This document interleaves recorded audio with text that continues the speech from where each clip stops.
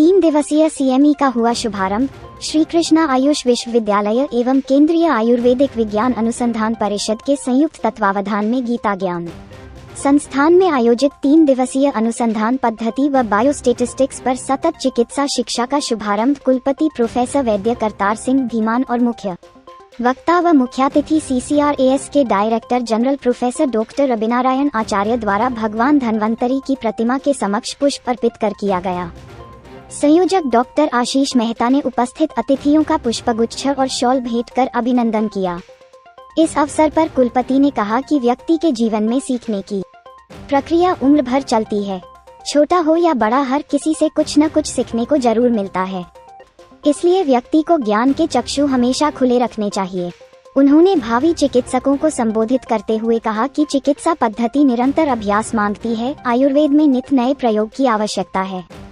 हालांकि कोरोना महामारी के बाद आयुर्वेद की मांग विश्वव्यापी हुई है, मगर हमारी तैयारी उसके लिए कितनी है, इसका भी आकलन समय समय पर जरूर करना पड़ेगा।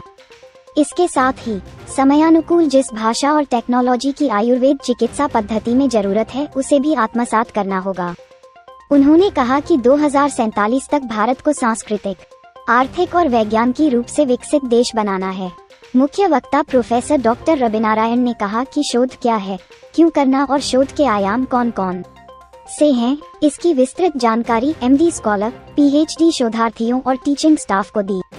इसके साथ ही CCRAS की कार्यप्रणाली, उसके इतिहास और वर्तमान उपलब्धियों को गिनवाया। कार्यक्रम के अंत में कुलसचिव डॉक्टर नरेश भार्गव ने सभी गणमान्यों का धन्यवाद प्रकट किया और कहा कि यह CME 3 दिन तक चलने वाली है, जिसमें आयुर्वेद के अनुभवी वक्ताओं द्वारा अनुसंधान की बारीकियों से शोधार्थियों को अवगत कराया जाएगा।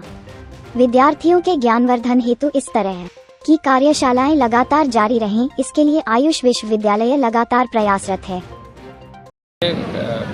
आयुष यूनिवर्सिटी का एक बहुत अच्छा स्टेप है और ये स्टेप जो है PhD का रिसर्च कोर्स का प्रावधान के अंदर का ही है। हम CCRAS के तरफ से अभी CCRAS का जो वन ऑफ द मैंडेट है, रिसर्च का जो स्टेक होल्डर्स हैं, रिसर्च में स्टेक होल्डर्स है, उनको ट्रेन करना, उनका ह्यूमन रिसोर्सेस को बढ़ाना।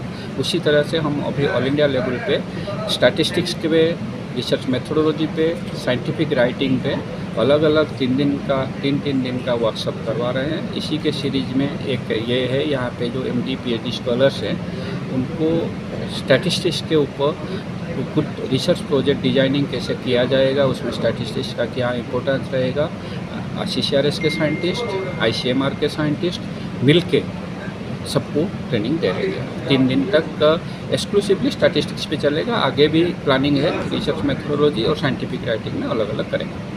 हम देश भर पे इस टाइप का वर्कशॉप करवा रहे हैं। इससे पहले हमने गवर्नमेंट आयुर्वेद कॉलेज गुवाहाटी में किए थे, गवर्नमेंट आयुर्वेद कॉलेज पटना में किए हैं और different parts of the country में कम से कम 7-8 वर्कशॉप हम कर चुके हैं। 1 साल के अंदर इसी चीज़ को हमें आगे बढ़ा रहे हैं। खादी एक विश्वास, खादी एक विचार, खादी एक संस्कृति और खादी एक मुस्कान। खादी जो आजादी से पहले हमारे साथ थी और आज भी है। गांधी जी का सपना है खादी। प्रधानमंत्री मोदी जी के आत्मनिर्भर भारत का विशेष हिस्सा है खादी। तो आइए इसी सपने को साकार करने के लिए हम भी अपनाएं खादी, हमारी स्वदेशी खादी, हमारे देश में बनी हमारी अपनी खादी। इसलिए एक एहसास है खादी। हमारे जीवन में रंग बिरंगे रंग भरने आई है खादी। आपके अपने शहर कुरुक्षेत्र में गांव मिर्जापुर आपके लिए लेकर आया है खादी के बने एक से बढ़कर एक डिजाइन, कलर्स व सभी प्रकार के वस्त्र। इतना ही नहीं, खादी ग्रामोद्योग भारत के बहुत से प्रोडक्ट जो आपकी त्वचा व शरीर के लिए उपयोगी हैं, जो आपको दें एक प्राकृतिक सुंदरता का एहसास। एक बार अपनाकर तो देखिए। खादी इंडिया।